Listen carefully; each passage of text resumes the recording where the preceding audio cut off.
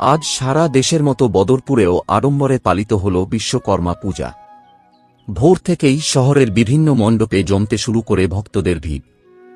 কারিগর, শিল্পী ও কর্মজীবী মানুষের আরাধ্য দেবতা বিশ্বকর্মার উদ্দেশ্যে অনুষ্ঠিত এই পূজাকে ঘিরে বদরপুর জুড়ে ছিল উৎসবমুখর পরিবেশ।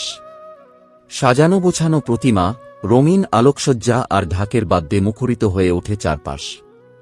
সকাল থেকে চলে পূজার্চনা, অঞ্জলি আর প্রসাদ বিতরণে মানুষের ঢল। পরিবার পরিজন নিয়ে ছোট বড় সকলে প্রতিমা দর্শনে আসেন, আনন্দোচ্ছ্বাসে মেতে ওঠেন। অনেকে কর্মক্ষেত্রে সরঞ্জামের পূজা করেন বিশ্বকর্মার আশীর্বাদ কামনায়। সারাদিন জুড়ে ধর্মীয় অনুষ্ঠান আর ভক্তদের ভিড় বদরপুরকে পরিণত করে এক মিলন মেলায়।